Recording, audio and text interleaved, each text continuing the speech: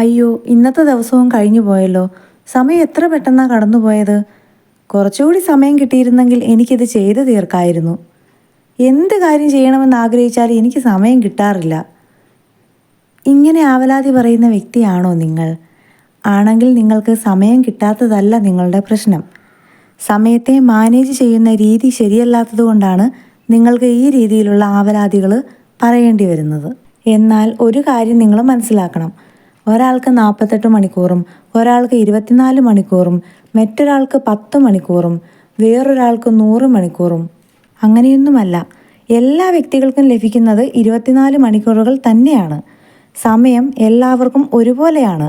സമ്പന്നനെന്നോ പാവപ്പെട്ടവനെന്നോ ഉള്ള വ്യത്യാസം സമയത്തിനില്ല. അതേപോലെ തന്നെ ജീവിതത്തിൽ വിജയിച്ചവർക്കും പരാജയപ്പെട്ടവർക്കും അറിവുള്ളവർക്കും അറിവില്ലാത്തവർക്കും എല്ലാവർക്കും സമയം ഒരേപോലെയാണ് ലഭിക്കുന്നത്. ഭൂമിയിലെ എല്ലാ മനുഷ്യർക്കും ജീവജാലങ്ങൾക്കും ഒരു വ്യത്യാസവുമില്ലാതെ ഒരേപോലെ കിട്ടിയിരിക്കുന്ന ഒരേ ഒരു കാര്യമാണ് സമയം, അല്ലേ?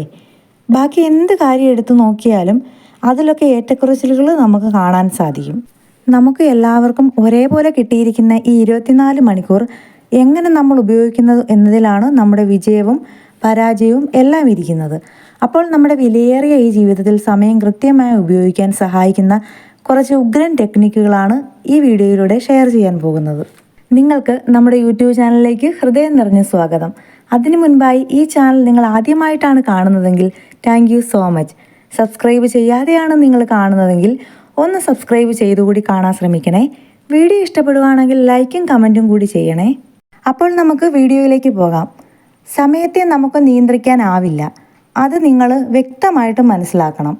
അതിന് ചെറിയൊരു എക്സാമ്പിൾ ഞാൻ പറയാം. അതായത്, ഇപ്പോൾ നിങ്ങൾ എന്നെ കേൾക്കുന്നു, നിങ്ങളിവിടെ ഇരിക്കുന്നു. സമയം ഒരേ വേഗതയിൽ പോയിക്കൊണ്ടിരിക്കുകയാണ്. ഞാൻ നിങ്ങളോട് സംസാരിച്ചുകൊണ്ടിരിക്കുന്നു. സമയം എനിക്കും അതേ വേഗതയിൽ തന്നെ പോകുന്നു. മറ്റൊരാൾ ഇപ്പോൾ ഭക്ഷണം കഴിച്ചുകൊണ്ടിരിക്കുന്നു. അദ്ദേഹത്തിനും സമയം അതേ വേഗതയിൽ പോയിക്കൊണ്ടിരിക്കുകയാണ്. വേറൊരാൾ ഈ സമയത്ത് ഉറങ്ങുകയാവാം. അദ്ദേഹത്തിനും സമയം ഇതേ വേഗതയിൽ തന്നെയാണ് പോയിക്കൊണ്ടിരിക്കുന്നത്. ഇതിൽ നിന്ന് നമ്മൾ മനസ്സിലാക്കേണ്ടത്, നമ്മൾ എന്തെങ്കിലും ചെയ്താലും ഇനിയൊന്നും ചെയ്യാതെ ഇരുന്നാലും സമയം ഒരേ വേഗതയിൽ ഇങ്ങനെ ഓടിക്കൊണ്ടേയിരിക്കുകയാണ്. അത് ജീവിതത്തിലെ മാറ്റമില്ലാത്ത ഒരു കാര്യമാണ്. സമയത്തെ നമുക്ക് ഒരിക്കലും പിടിച്ചു നിർത്താൻ കഴിയുന്നതല്ല, അല്ലേ? അപ്പോൾ നമ്മൾ ശ്രദ്ധിക്കേണ്ട ഒന്നാമത്തെ കാര്യം എന്താണെന്ന് വെച്ചാൽ, നമ്പർ 1, ഐഡൻറ്റിഫൈ ടൈം വേസ്റ്റേഴ്സ്. നമ്മൾ നമ്മുടെ സമയത്തെ വേസ്റ്റ് ചെയ്യുന്ന ചില കാര്യങ്ങൾ ദിവസവും ചെയ്തു വരാറുണ്ട്. നമ്മുടെ ഏറ്റവും ഇമ്പോർട്ടൻ്റ് ആയിട്ടുള്ള സമയത്തെ വേസ്റ്റ് ചെയ്യുന്ന ചില ആക്ടിവിറ്റീസ് നമുക്കുണ്ട്. അതെന്താണെന്ന് ഒന്ന് തിരിച്ചറിയുക. ചിലരാണെങ്കിൽ ഒരുപാട് സമയം സോഷ്യൽ മീഡിയയുടെ മുൻപിൽ അനാവശ്യമായി ചിലവാക്കുന്നവരാകും. മറ്റു ചിലരാണെങ്കിൽ TV വെറുതെ കണ്ട് ടൈം വേസ്റ്റ് ചെയ്യുന്നവരാകാം. അല്ലെങ്കിൽ വെറുതെ ഓരോന്ന് ചിന്തിച്ചിരുന്നും ഉറങ്ങിയുമൊക്കെ സമയം കളയുന്നവരാണ്. ഇതേപോലെ ടൈം വേസ്റ്റ് ചെയ്യുന്ന എൻ്റെ ആക്ടിവിറ്റീസ് ഏതാണെന്ന് ആദ്യം നമ്മൾ തിരിച്ചറിയണം. എന്നിട്ട് ഒന്ന് കുറിച്ച് വെക്കുന്നത് നന്നായിരിക്കും. 1, 2, 3 എന്ന രീതിയിൽ. ഇതുകൊണ്ടുള്ള ഗുണം എന്താണെന്ന് വെച്ചാൽ, പിന്നീട് വീണ്ടും നമ്മൾ ഈ ശീലങ്ങൾ ചെയ്യാൻ പോകുമ്പോൾ ആ എഴുതി വെച്ചിരിക്കുന്ന കാര്യങ്ങൾ നമുക്ക് പെട്ടെന്ന് ഓർമ്മ വരും. ഇതെൻ്റെ സമയം വേസ്റ്റ് ആക്കുന്ന ഒരു കാര്യമാണല്ലോ ഞാനിപ്പോൾ ചെയ്യാൻ പോകുന്നതെന്ന്. അങ്ങനെ നമുക്ക് ഈ ഒരു ശീലം മാറ്റിയെടുക്കാൻ സാധിക്കും. ഇനി നമ്പർ 2, പ്ലാനിങ്. നേരത്തെ പ്ലാൻ ചെയ്യുക. നിങ്ങൾ ശ്രദ്ധിച്ചിട്ടുണ്ടോ, ഒരു പ്ലാനും ഇല്ലാതെ ഉണർന്നെണീക്കുന്ന ഒരു ദിവസം നമ്മൾ എങ്ങനെയൊക്കെ ആയിരിക്കും ചെലവഴിക്കുന്നത്? എപ്പോഴോ ഉണരുന്നു, അലക്ഷ്യമായി അങ്ങോട്ടും ഇങ്ങോട്ടും നടക്കുന്നു. രാവിലത്തെ ബ്രേക്ക്ഫാസ്റ്റ് കഴിക്കുമ്പോഴേക്കും ലഞ്ച് ടൈം ആയിട്ടുണ്ടാവും. വൈകുന്നേരം ആകുമ്പോൾ നമ്മൾ ചിന്തിക്കാൻ തുടങ്ങും, ഒരു ദിവസം വെറുതെ പാഴാക്കി കളഞ്ഞല്ലോ എന്ന്. എന്നിട്ട് സ്വയം നമ്മൾ നമ്മെ തന്നെ കുറ്റപ്പെടുത്തുന്നു. അതേസമയം നേരത്തെ പ്ലാൻ ചെയ്തിട്ടുണ്ടായിരുന്നുവെങ്കിൽ അലാം വെച്ച് കൃത്യസമയത്ത് തന്നെ എണീറ്റ് ജോലികൾ വളരെ വേഗം തീർക്കും. അതാണ് പ്ലാനിങ്ങിൻ്റെ വ്യത്യാസം. നാളത്തെ ദിവസത്തേനുള്ള പ്ലാനിങ് ഇന്ന് രാത്രി തന്നെ നമ്മൾ ചെയ്യണം. അതേപോലെ നാളെ എന്തൊക്കെ ചെയ്യണമെന്നുള്ള ഒരു ലിസ്റ്റ് ഉണ്ടാക്കുന്നത് വളരെ നല്ലതാണ്. ജോലി 1, ജോലി 2, ജോലി 3 ഈ രീതിയിൽ നാളെ ചെയ്യേണ്ട ജോലികളുടെ ലിസ്റ്റ് തയ്യാറാക്കുക. ഇതാണ് ആദ്യം നമ്മൾ ചെയ്യേണ്ടത്. Number 3, priority. മുൻഗണന കൊടുക്കൽ. അതായത്, നമ്മൾ തയ്യാറാക്കിയ ലിസ്റ്റിലുള്ള കാര്യങ്ങളുടെ മുൻഗണന ക്രമം തീരുമാനിക്കുക.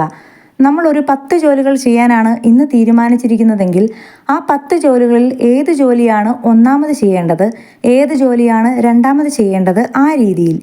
അതായത് ആദ്യം ചെയ്യേണ്ട കാര്യം ആദ്യം തന്നെ ചെയ്യുക. ഓരോ ദിവസവും ചെയ്തു തീർക്കേണ്ട കാര്യങ്ങൾ നമുക്ക് ഒരുപാടുണ്ടാകും. അത് അലസമായി തോന്നുന്ന സമയത്ത് ചെയ്യാതെ കൃത്യമായി മുൻഗണന കൊടുത്തുകൊണ്ട് തന്നെ ചെയ്യുക.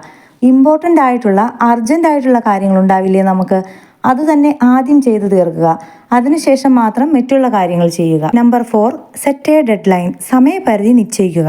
അതായത് നമ്മൾ ഒരു ലിസ്റ്റ് തയ്യാറാക്കിയല്ലേ, അതിനുശേഷം പ്രയോറിറ്റി നോക്കിയിട്ട് ഏതൊക്കെയാണ് ഇമ്പോർട്ടൻ്റ് ആയിട്ട് ആദ്യം ചെയ്യേണ്ടതെന്ന് തീരുമാനിച്ചു. ഇനി ആ ഓരോരോ കാര്യങ്ങൾ എത്ര സമയത്തിനുള്ളിൽ ചെയ്തു തീർക്കണം എന്നുള്ള ടൈം ലിമിറ്റ് നമ്മൾ നിശ്ചയിക്കണം. പലപ്പോഴും നമ്മൾ ഇന്ന് ചെയ്യാനുള്ള കാര്യങ്ങളൊക്കെ ലിസ്റ്റ് ചെയ്ത് വെക്കും. എന്നാൽ ഓരോ കാര്യവും എത്ര സമയത്തിനുള്ളിൽ ചെയ്തു തീർക്കണം എന്നുള്ള ടൈം നമ്മൾ സെറ്റ് ചെയ്ത് വെക്കാറില്ല. നിങ്ങളിപ്പോൾ ഒരു കാര്യം ഇന്ന് 1 മണിക്കൂറിനുള്ളിൽ ചെയ്തു തീർക്കണം എന്ന് നിശ്ചയിക്കുക. അതിനുശേഷം അലാം സെറ്റ് ചെയ്ത് വെച്ചാലും മതി. ഇങ്ങനെ ചെയ്യുന്നതിലൂടെ നമ്മുടെ മനസ്സിൽ എപ്പോഴും ഒരു തോന്നൽ ഉണ്ടായിക്കൊണ്ടേയിരിക്കും, ഇപ്പം അലാം അടിക്കും, ഇത് ചെയ്ത് തീർക്കാനുള്ള എൻ്റെ സമയം തീരാറായി വരുന്നു. അങ്ങനെ അപ്പോൾ നമുക്ക് ആ കാര്യം വളരെ ഫോക്കസോടു കൂടി വളരെ എളുപ്പത്തിൽ ചെയ്തു തീർക്കാൻ സാധിക്കും. അതുകൊണ്ട് ഓരോ കാര്യങ്ങൾ ചെയ്യുമ്പോഴും സമയപരിധി നിശ്ചയിച്ചുകൊണ്ട് തന്നെ ചെയ്യാൻ ശ്രമിക്കുക. Number 5, avoid multi tasking. ഒരുപാട് കാര്യങ്ങൾ ധൃതി പിടിച്ച് ഒരുമിച്ച് ചെയ്യുക.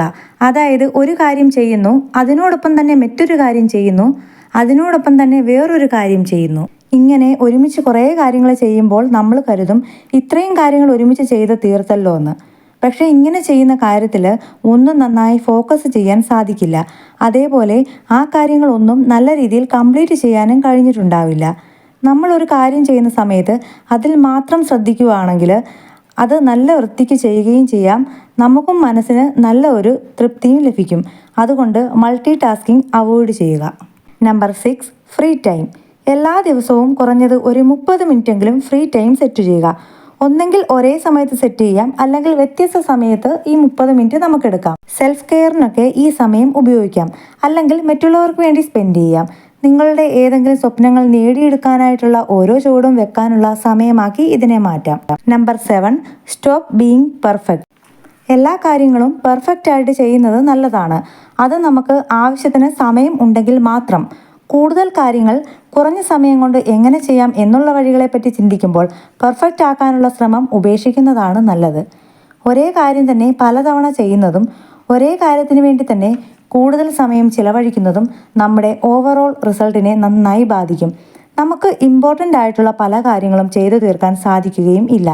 നമ്മൾ ചെയ്യാൻ ഉദ്ദേശിച്ച കാര്യം നിശ്ചിത സമയപരിധിക്കുള്ളിൽ നിന്നുകൊണ്ട് മാക്സിമം നന്നായി ചെയ്തു തീർക്കാൻ ശ്രമിക്കുക. അതല്ലാതെ പെർഫെക്ഷന് വേണ്ടി സമയം പാഴാക്കി കളയുന്നത് നമ്മുടെ പ്രൊഡക്ടിവിറ്റി കുറയ്ക്കും. Number 8, start now. നമ്മളിപ്പോൾ എന്തെങ്കിലും ഒരു കാര്യം ചെയ്യാൻ പ്ലാൻ ചെയ്തു എന്ന് വിചാരിക്കുക. ഇപ്പോൾ ഒരു എക്സസൈസ് ചെയ്യണം എന്നുള്ള കാര്യമായിരിക്കാം പ്ലാൻ ചെയ്തത്. പക്ഷെ നമ്മൾ വിചാരിക്കും നാളെ ആവട്ടെ, ഇന്നിപ്പോൾ എന്തായാലും ഇത്രയും നേരം ആയില്ലേ, ഇനിയിപ്പോൾ നാളെ തുടങ്ങാം. ഇങ്ങനെ വിചാരിക്കുന്നവരാവും നമ്മളിൽ ഭൂരിഭാഗവും. പക്ഷെ നാളെ നീളെ എന്ന് നമ്മൾ കേട്ടിട്ടുള്ളതുപോലെ ആയിപ്പോവും.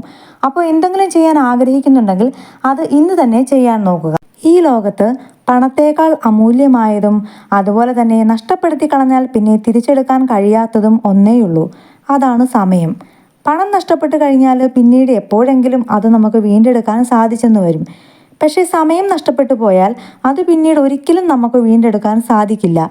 ഇന്നലെ എന്നുള്ള ദിവസത്തെ നമ്മൾ വെറുതെ ഇരുന്ന് പാഴാക്കി കളഞ്ഞ ആ നിമിഷങ്ങളെ ഇനി നമുക്ക് തിരിച്ചെടുക്കാൻ സാധിക്കില്ല. അത് നമ്മൾ കൃത്യമായി മനസ്സിലാക്കണം. സമയം നമ്മൾ എങ്ങനെ കൃത്യമായി ഉപയോഗിക്കുന്നു അതിനെ ആശ്രയിച്ചിരിക്കും നമ്മുടെ ജീവിത വിജയവും. അപ്പോൾ ഇത്രയും കാര്യങ്ങൾ നിങ്ങൾ ശ്രദ്ധിക്കുകയാണെങ്കിൽ നിങ്ങൾക്ക് നിങ്ങളുടെ ഒരു ദിവസം നല്ല രീതിയിൽ പ്ലാൻ ചെയ്യാൻ സാധിക്കും. അതുമാത്രമല്ല, ആ പ്ലാനിങ് അനുസരിച്ച് നിങ്ങൾ മുന്നോട്ട് പോവുകയാണെങ്കിൽ ആ ഒരു ഡേ നല്ല പ്രൊഡക്റ്റീവ് ആക്കാനും നിങ്ങൾക്ക് കഴിയും. ഈ ഒരു വീഡിയോ നിങ്ങൾക്ക് യൂസ്ഫുൾ ആയെന്ന് കരുതുന്നു. എങ്കിൽ തീർച്ചയായും ലൈക്ക് ചെയ്യാനും കമൻറ്റ് ചെയ്യാനും മറക്കരുത്.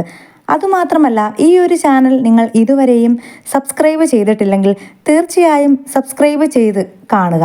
വീണ്ടും പുതിയൊരു വീഡിയോ ആയിട്ട് കാണാം. Thank you for watching.